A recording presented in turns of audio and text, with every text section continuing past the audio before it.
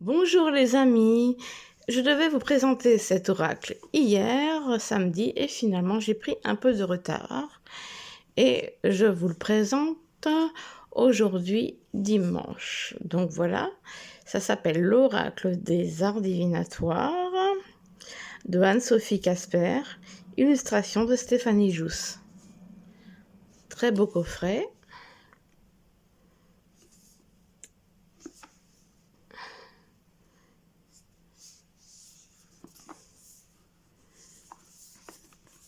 Oh, que là, j'ai mis la couverture à l'envers. Alors, il est aux éditions Ada. On va lire ensemble ce qu'il y a au dos.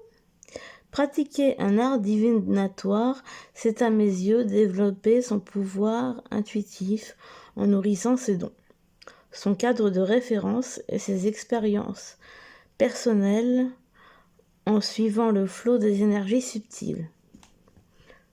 Alors, loin du fast-food, de la spiritualité de zéro, la pratique divinatoire demande du temps, de la patience, du soin et beaucoup de courage.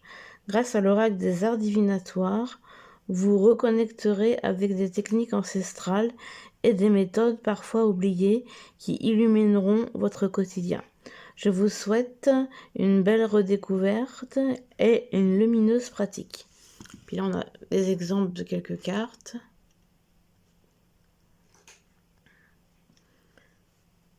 Dans ce coffret unique, vous découvrirez 44 cartes aux illustrations inspirantes et colorées. Ensemble, elles créent un univers ésotérique et mystique particulièrement magique et inattendu. Dans le livret explicatif qui l'accompagne, vous retrouverez cette méthode de tirage. À l'aide de l'oracle des arts divinatoires, vous explorerez 44 méthodes populaires, taromancie, astrologie, pendule divinatoire, radiesthésie, runomancie, ou plus rare, ménomancie, alchiléomancie, philomancie, biastomancie, tasséomancie. Découvrez leurs origines, leurs pratiques, leurs messages et leurs citations afin qu'elles n'aient plus de secret pour vous. Anne-Sophie Casper est une auteure et créatrice d'oracles reconnue. Révélatrice de couleurs, médium et facilitatrice d'énergie, cette franco-canadienne enseigne le Raikou Ushui, système Holy Fire. Multipotentielle très curieuse, elle aime découvrir et pratiquer divers arts divinatoires. Fondatrice de Radian Orchid, elle vous propose de découvrir son univers holistique et coloré sur Instagram. On a les adresses de ses réseaux. Ouais, franchement, il est super sympa. Et là, il est à l'envers. J'ai mis la peau. Je l'ai déjà ouvert, mais je m'en suis pas encore servi. J'ai pas encore fait de tirage. Par contre, la boîte est extrêmement dure à ouvrir. Ça arrive sur certains jeux. Je crois que ça me l'avait fait sur l'oracle des êtres invisibles d'ailleurs. Donc voilà. Alors à l'intérieur, c'est un genre de blanc-gris très clair. On a un livret, donc qui est assez épais. Voilà, on a un pochon comme ça, si on veut mettre ses cartes dedans. Et voici les cartes qu'on verra plus tard. Hop là. Et on va d'abord s'intéresser au bouquin.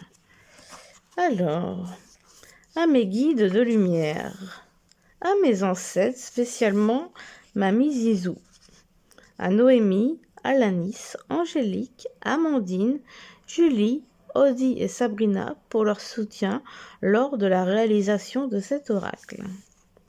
Alors, nous avons introduction, mode d'emploi, les outils divinatoires et les techniques ancestrales. Donc là, les cartes. Et donc, dans ces cartes, apparemment, il y a plusieurs thèmes.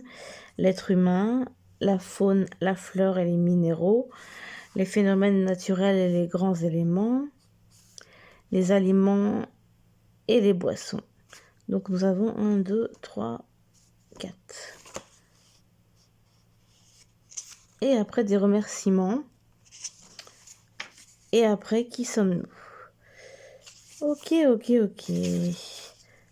Alors l'introduction, mode d'emploi.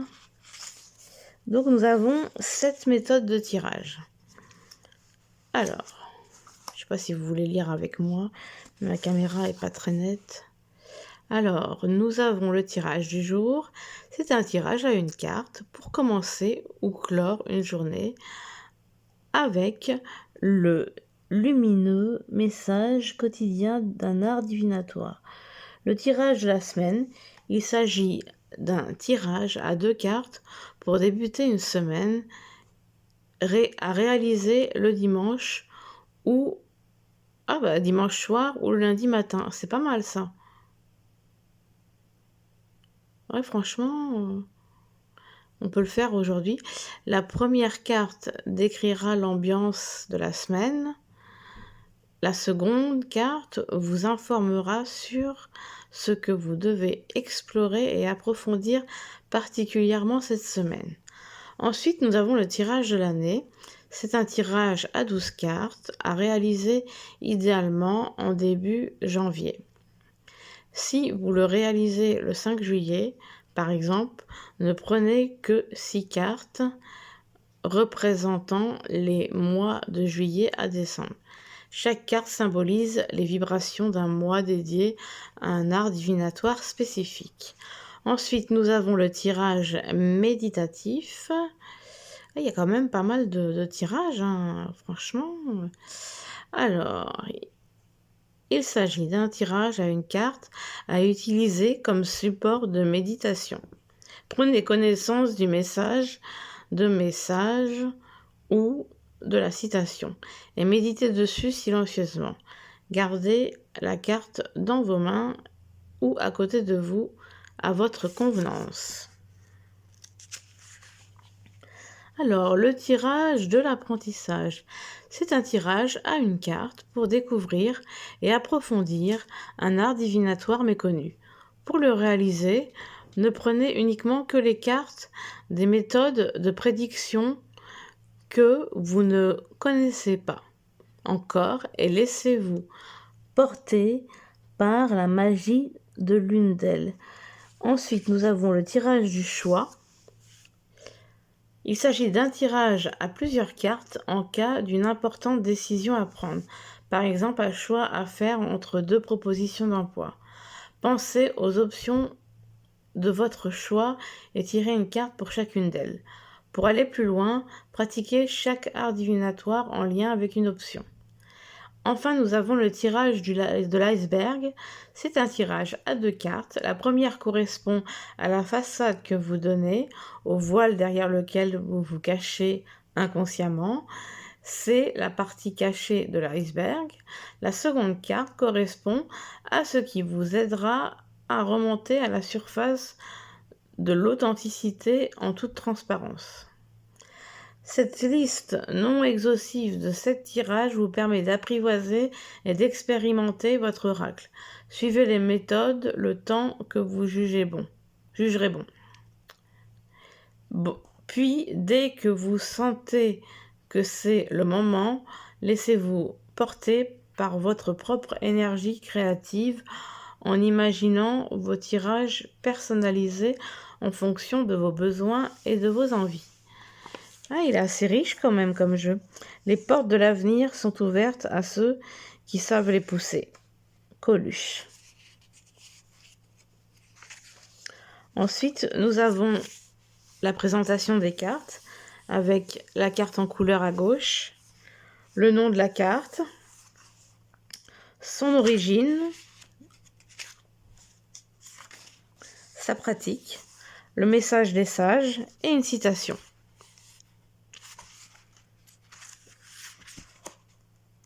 Vous voyez, puis ça, pour toutes les cartes. Vous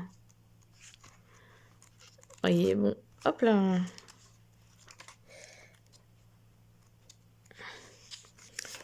Donc nous avons ensuite des remerciements. Qui sommes-nous, auteurs et créatrices? Pour découvrir ces oracles et son tarot. Pour découvrir ces livres. Ah ouais. Et l'illustratrice. Voilà, voilà. Et maintenant, on va passer aux cartes. Alors, le dos est comme ceci. Un rond, un rose assez foncé. À la caméra, c'est un peu plus clair. Les tranches sont dorées. Bon, moi, personnellement, je préfère des tranches argentées ou cuivrées. Mais c'est beau quand même. Donc, allons-y. C'est parti. La taromancie. La cristallomancie.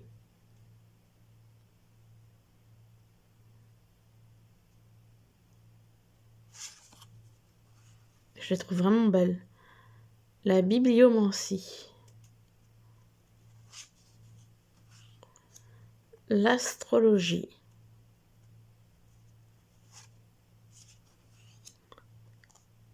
La radiesthésie. La radiesthésie. Le pendule divinatoire. La si j'ai bien, la bretonmancie.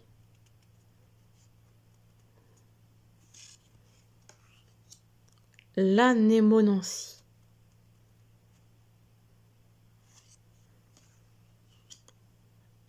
La niphétomancie. J'aime beaucoup les illustrations. L'hydromancie. La séromancie.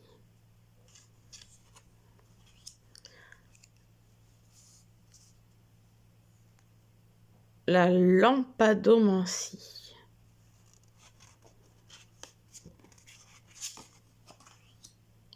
La pyromancie. L'allomancie.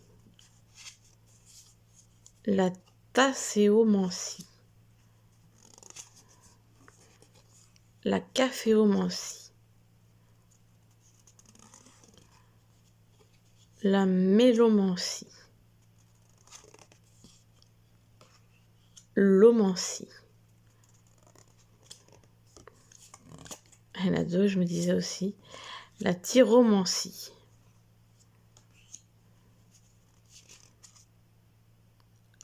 Alors là, c'est l'achilléomancie. Là, alors avec ma caméra, la dendromancie. J'ai ma caméra qui est un peu floue, un peu nette, ça varie. La philomancie. La gémeaumancie. C'est vraiment génial, tous ces arts divinatoires. L'ornithomancie.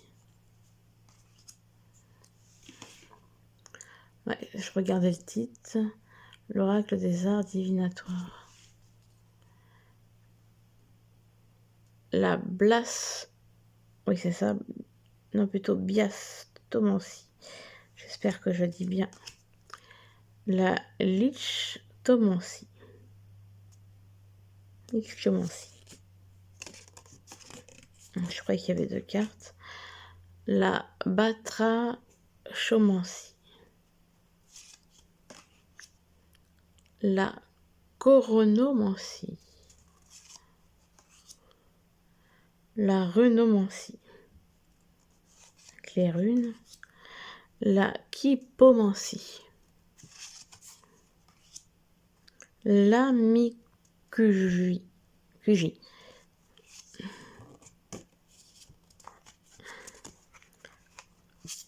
Le mot tibétain. La géomancie. La chromatomancie. La captotromancie. Eh ben, dis donc. L'énoptromancie. l'oriromancie. L'oniromancie, oui. La graphomancie. La chiromancie. Des fois, j'en chope deux. La ménomancie. La physiognomancie. Ah, j'aime beaucoup celle-là avec les animaux. La cynomancie. La néphomancie. Et enfin, la podomancie. Alors, on va tirer une petite carte. Hop. Ça mélange très très bien. Ah bah voilà, il y en a une qui est tombée. Enfin, même deux. Même trois. Donc voilà. Je vais en choisir une parmi ces trois. Et nous avons la batrachomancie. Alors, voyons voir ce qu'on en va trouver dans le bouquin.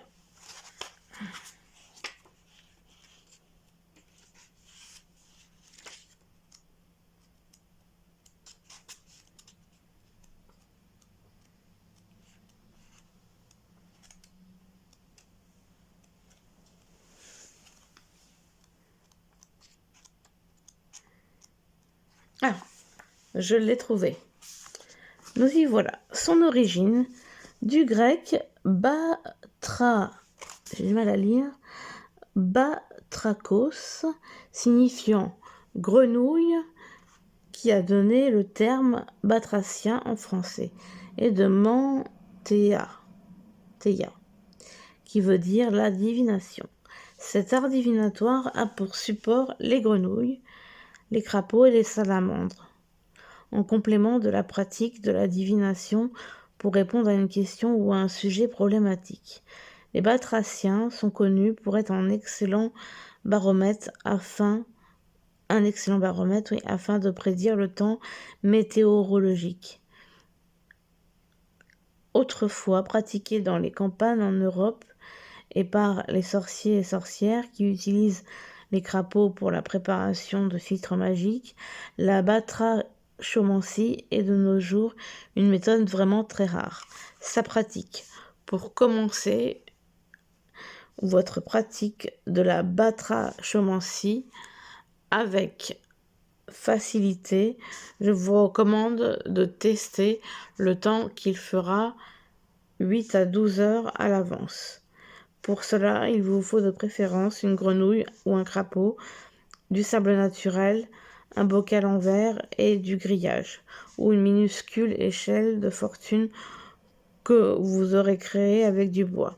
Disposez quelques centimètres de sable au fond du récipient et remplissez le dos de l'eau claire jusqu'à la moitié. Placez ensuite la toute petite échelle ou le grillage qui touche le haut et le bas du bocal. Placez votre petite batracien dedans. Recouvrez le récipient d'un couvercle non hermétique comme un parchemin. Percez de petits trous pour laisser respirer l'animal. Pour le nourrir, donnez-lui de temps à autre des mouches. Changez l'eau une fois par semaine. Si la grenouille ou le crapaud reste au fond de l'eau et veut s'enterrer dans le sable, au printemps, des vents dominants du nord sont à prévoir et à l'automne, cela annonce des gelées. Si le batracien remonte à la surface, il fera beau. S'il monte tout en haut de l'échelle ou du grillage, attendez-vous à de très hautes températures. Son coassement en continu présage une canicule. S'il se tait d'un seul coup, c'est l'orage qui arrive. S'il chante le jour, prévoyez la pluie. Si c'est la nuit, il devrait faire beau. Lorsque vous vous sentirez à l'aise avec l'énergie de votre batracien, relâchez-le et expérimentez la pratique de la batrachomancie en pleine nature. veillez tout de même à respecter le lieu de vie de nos chères grenouilles et de nos précieux crapauds. Alors là, je vous dis tout pour que vous ayez voilà, un aperçu de toutes les informations qu'on peut avoir pour une carte qu'on a tirée. Moi, personnellement, l'origine et la pratique, je vais peut-être pas forcément le lire quand je ferai un tirage pour moi. Ce qui va plus compter, c'est le message des sages et la citation. Donc on va lire ça ensemble. Comme toutes les cartes, des techniques divinatoires associées à la faune, à la fleur et aux minéraux. Voir page 89 à page 127. La carte de la batromancie vous propose de vous tourner vers la nature pour vous questionner sur votre capacité à suivre ces cycles. Qu'ils soient hormonaux, voir l'article divinatoire de la ménomancie, page 175, lunaire, temporel, saisonnier, journalier ou circadien, les cycles naturels font partie intégrante de notre vie. D'accord. Mais pour autant, vivez-vous en adéquation avec eux ou plutôt contre eux? Interrogez-vous sur votre rythme, votre vie quotidienne et la circulation de votre énergie vitale. Suivez-vous le flot naturel des choses ou vous sentez-vous dans une lutte permanente? Que pouvez-vous mettre en place pour vivre le plus sereinement possible, qu'il fasse soleil, qu'il pleuve ou que l'orage gronde? Autant de pistes à explorer et dont les réponses se trouvent sûrement dans la pratique divinatoire de la batrachomancie. Citation: il n'y a ni victoire ni défaite dans le cycle de la nature, il y a du mouvement. Paulo Coelho. Voilà pour la présentation de l'oracle des arts divinatoires. J'espère que ça vous aura plu. Voilà, je vous fais des gros bisous et je vous souhaite un bon dimanche. Au revoir.